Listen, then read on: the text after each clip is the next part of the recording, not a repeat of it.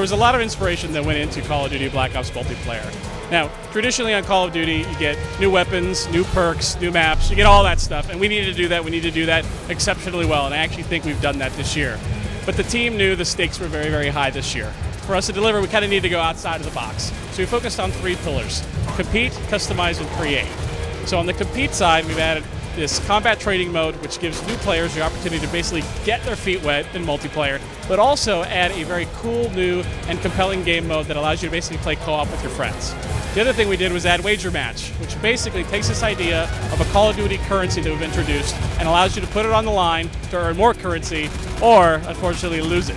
It's a very fun game mode. I think for my guys that play it and me, it's probably the biggest adrenaline rush that you actually get, and it's a lot of fun. So that's the compete side. On the create, we've added this cool new theater mode.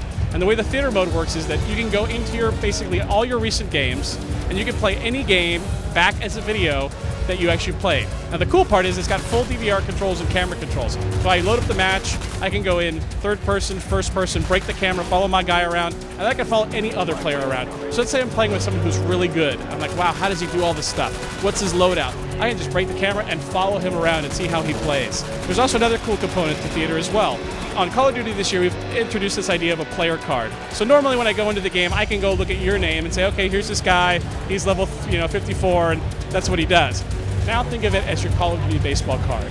What you can do is you have 6 slots that you can put all of your different theater modes that you've made and put them on your player card. So let's say you had an awesome kill streak, or you made a cool video that you mashed up with the theater editor.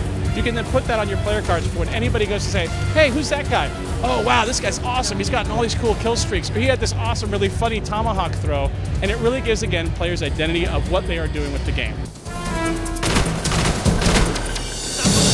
So the last one is customization. And this one's really cool. This is something where everybody's like, I want Call of Duty to be my own Call of Duty. In the previous Call of Duties, we had this idea of you unlock emblems and you unlock call signs to do it. Now we're giving you the ability to make your own. We've seen some pretty creative people come up with some pretty creative and very interesting artwork to make their emblems. But it's something where I literally was like, okay, I'm going to play around with an emblem, and then I was playing around, I was trying different things, and you literally can get lost in it because there's so many options to flip and change color and scale and do all that kind of stuff. So really what we felt was we want to offer a lot of new different content, still make a great multiplayer game, but give people ways to experience Call of Duty like they never have before.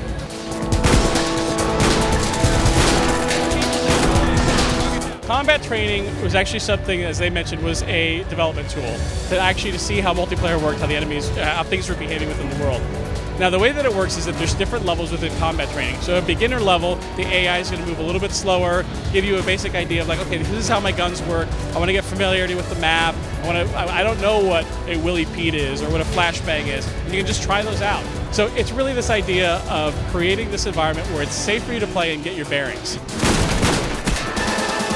Now, as you actually level up, or actually change the difficulty level in combat training, it's actually a great warm-up, at least for me. Before I go online, I always take about 1 or 2 matches to kind of get my bearings and everything ready, and that's one of the things that combat training can do. Now, the other cool thing about combat training, it's really a co-op mode.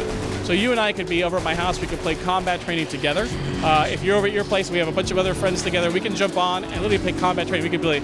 You could be with you and 2 other bots, and I could be with my buddy and 3 other bots, and you can basically create matches and try them out with a lot of bots against a very small team. So there's a lot of variability that you can do. And I actually think that this mode will be a great sort of taster for people that are sometimes intimidated by Call of Duty multiplayer, and they can have their own multiplayer experience that way. My favorite kill streak. Well, there's different ones for different reasons. I love the gunship. That's a player-controlled helicopter, something new for Call of Duty. Napalm is awesome because it looks just incredible. And then the RCXD, which is the remote control vehicle, is a lot of fun because literally it's fun chasing people down in the map. So there's a little bit for everybody. What is going to shake the foundation of multiplayer? I think when people get their hands on Wager Match mode, see what it is. We've added these 4 new game modes within Wager Match. We actually think people are going to go, wow, it's so basic, but it's so much fun. And that's one of the things that me and my team play all the time. Call of Duty Black Ops comes out on November 9th, and it's going to be on the 360, PS3, and PC, and also the Wii.